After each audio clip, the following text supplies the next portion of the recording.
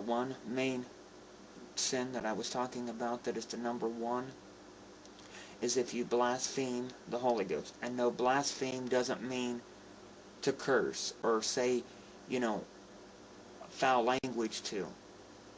Blaspheme is basically um, like uh, to talk wrong about, not so much to cuss or say something bad, but you talk wrongly about. Like if I was talking to you and I was to say, hey, look, there's nothing in Christianity, it's a joke, there's nothing in it, there's no such thing as the Holy Ghost. Anything like that is blaspheming, talking bad against. Not so much cussing, swear words. That's not so much blaspheme. Blaspheming is talking bad against or about. So you blaspheme the Holy Ghost. You basically say there is no such thing. It doesn't happen. It's just all supernatural. It's just in your mind. Then that's the only one unforgivable sin. So, like I said, do I believe? I do believe to a certain extent, but, I'm not saying that I don't believe. There's just so many unanswered questions and so many unanswered things that I don't know, and I've researched it and I still can't find the answer. I mean, if you could see my bookcase over here that I have to the left of me over here, I have at least 30 different versions of the Bible. I have the King James Version, the new NIV, NCV. I have the New Living Translation. I have just about every translation you can think of, and they are all different. It's the same concept. It's basically the same principle, the same concept.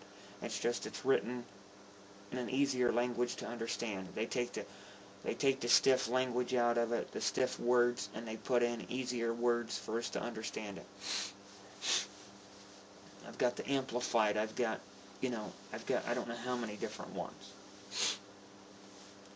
So, I've searched it out, and I've never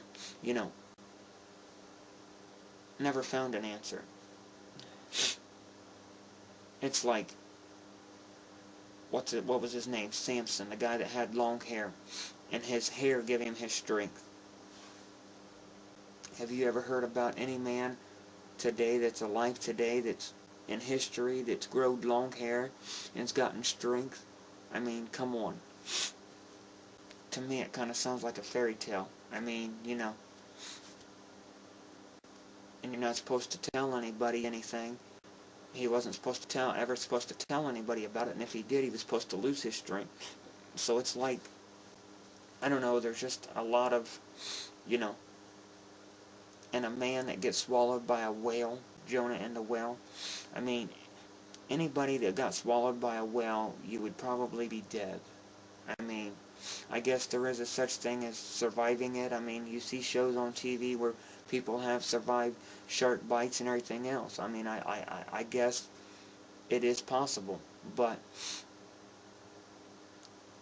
more than likely, 99 chances to 1 you'd be dead. But is there such thing as angels? Do I believe in angels? Yes, I believe that there are angels that watch over us and keep us safe. But, these are just my views and opinions. But the thing that gets me the most is, how can you say you come from a rock? You're an intimate being. You always have been and you always will be. And you came from a rock. You don't just form. You have to be born. I mean, if that's the case, then I could just, I could form out of a ink pen or out of a cell phone. I mean, you know what I mean? I don't know. There's just a lot of other unnecessary concepts. And I want to go on about this. There's now this is going to kind of get interesting. a lot of these so-called Christian people, or your preachers, and the fundamentalist Baptist church people, they take and they hear the word witchcraft and wizardry, and they automatically assume that it's of the devil. Well, a lot of these preachers and a lot of these fundamentalist Baptist people, or these Christian people, this is going to have to do with the Harry Potter series. They've never watched the Harry Potter series. They just hear the witchcraft and wizardry and they automatically assume that it's of the devil. Well, here's my opinion to you all. Until you've seen the movie, and until you know what you're talking about, keep your damn yap shut, because there's biblical similarities. There's look at Harry at the very beginning of the movie where he's put in a basket and he was left on the step of the Dursleys. That reminds me of the story of Moses, where his mother put him in a basket. He went down the river, and that Israelite woman picked him up and raised him as her own child. There you go. That's one biblical similarity. There's many others. I mean, there's Dumbledore. To me, he's like, I look at him, I symbolize him as the preacher. And what he's doing is, he's preaching to the students of the school, which would be the church. He's preaching to the church to get them ready to fight the Dark Lord, which would be, in our terms, would be the devil. He would be the preacher. And he's getting them ready to fight the Dark Lord. He's teaching them what they need to know. Which our preacher's teaching us the Bible, he's teaching them magic. It's basically the same thing. There's the tattoo that they have on their arm of the dark mark. To me, that's the mark of the beast, the 666 that people talk about. There's another biblical similarity. There's, they call that one guy, he has the name Lucius. What does Lucius sound like? Another name for Lucifer. Lucius. Lucifer. There's another biblical similarity. There's a character in the Harry Potter movie that her name is Moaning Myrtle. Well, there was a woman in the Bible, I think her name was Esther. Esther. And if you go back and you look back in the Greek or the Hebrew language, in the writing of what her name is interpreted to in the Greek or Hebrew, it means myrtle. And if I remember right, and my memory serves me right, she was moaning because she lost her husband or her son or somebody in her family.